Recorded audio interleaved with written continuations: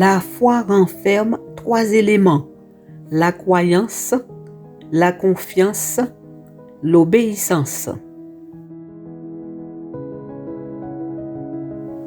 C'est par la grâce que vous êtes sauvés par le moyen de la foi. Éphésiens 2, verset 8.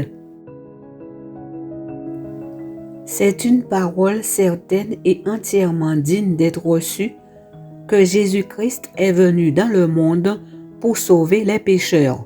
1 Timothée 1, verset 15. Elle, Marie, enfantera un fils et tu lui donneras le nom de Jésus. C'est lui qui sauvera son peuple de ses péchés. Matthieu 1, verset 21.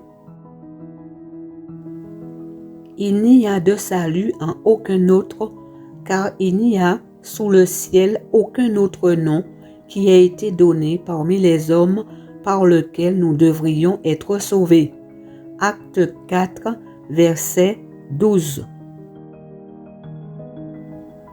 Il y a un seul Dieu et aussi un seul médiateur entre Dieu et les hommes, Jésus-Christ homme, qui s'est donné lui-même en rançon pour tous.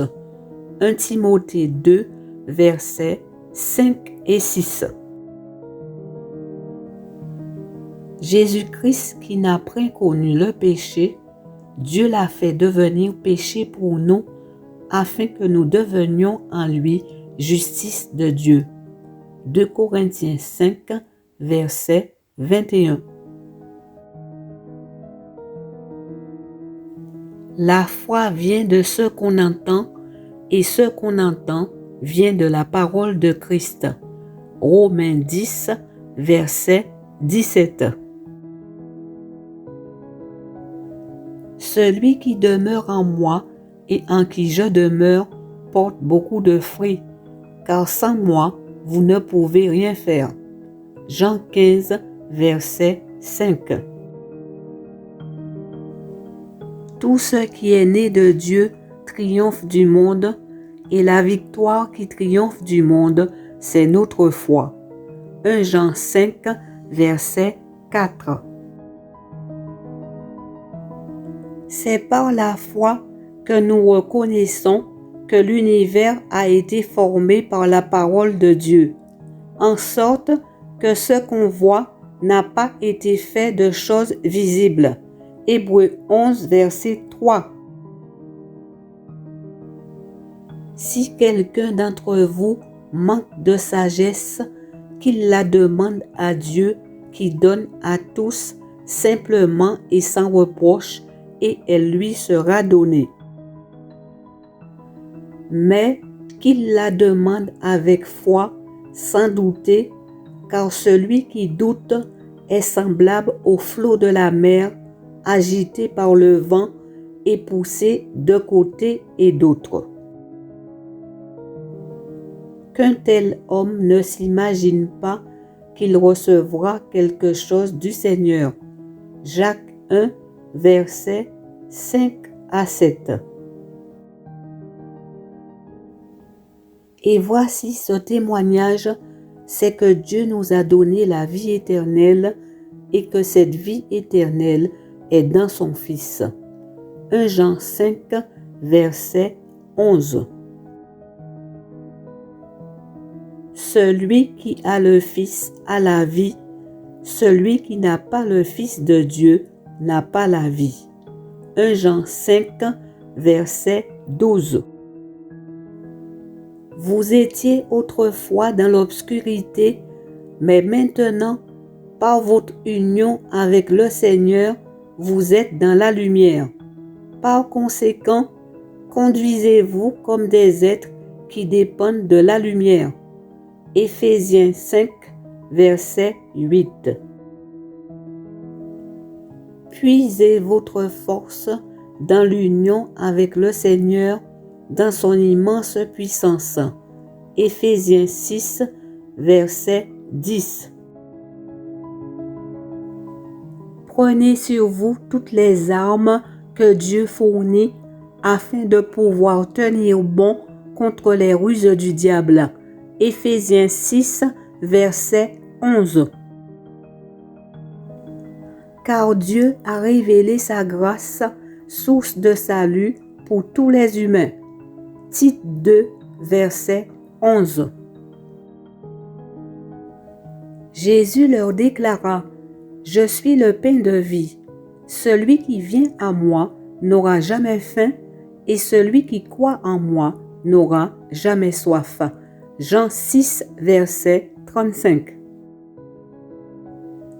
Jésus debout s'écria: Si quelqu'un a soif, qu'il vienne à moi et qu'il boive. Celui qui croit en moi, des fleuves d'eau vive jailliront de son cœur, comme dit l'Écriture. Jean 7, versets 37 et 38. Thomas lui dit: Seigneur, nous ne savons pas où tu vas. Comment pourrions-nous en connaître le chemin? Jésus lui répondit: Je suis le chemin, la vérité, la vie. Personne ne peut aller au Père autrement que par moi. Jean 14, versets 5 et 6.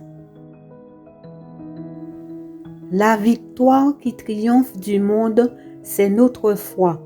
Qui est celui qui a triomphé du monde, sinon celui qui croit que Jésus-Christ est le Fils de Dieu? 1 Jean 5, versets 4 et 5. Or, personne ne peut plaire à Dieu sans la foi. En effet, celui qui s'approche de Dieu doit croire que Dieu existe et qu'il récompense ceux qui le cherchent. Hébreux 11, verset 6. Par la foi, les Israélites traversèrent la mer Rouge comme si c'était une terre sèche. Mais lorsque les Égyptiens essayèrent d'en faire autant, ils furent noyés. Hébreux 11, verset 29.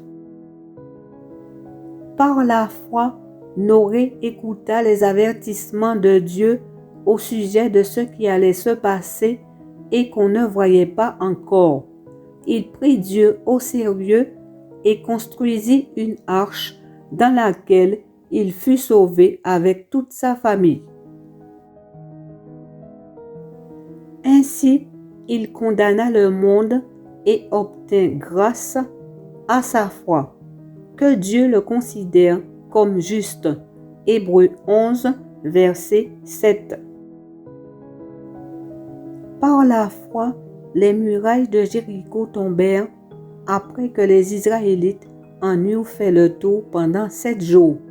Hébreux 11, verset 30. Jésus guérit le serviteur d'un officier romain. Luc 7, versets 1 à 10. Quand Jésus eut fini d'adresser toutes ces paroles à la foule qui l'entourait, il se rendit à Capernaum. Là, un capitaine romain avait un serviteur qui lui était très cher. Ce serviteur était malade et près de mourir.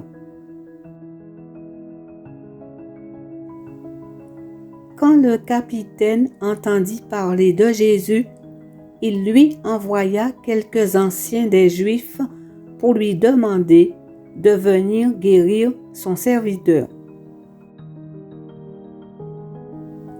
Ils arrivèrent auprès de Jésus et se mirent à le prier avec insistance en disant: « Cet homme mérite que tu lui accordes ton aide. » Alors Jésus s'en alla avec eux. Il n'était pas loin de la maison quand le capitaine envoya des amis pour lui dire: « Maître, ne te dérange pas, je ne suis pas digne que tu entres dans ma maison. C'est pour cela que je ne me suis pas permis d'aller en personne vers toi. Mais dis un mot pour que mon serviteur soit guéri. Je suis moi-même soumis à mes supérieurs et j'ai des soldats sous mes ordres. Si je dis à l'un, va, il va. Si je dis à un autre, viens, il vient.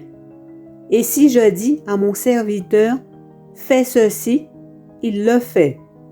Quand Jésus entendit ces mots, il admira le capitaine.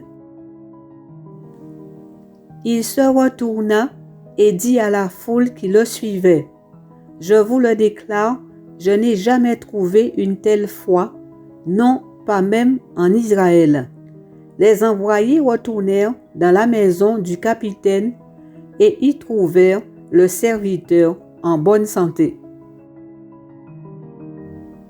Veillez, demeurez ferme dans la foi, soyez courageux, soyez forts.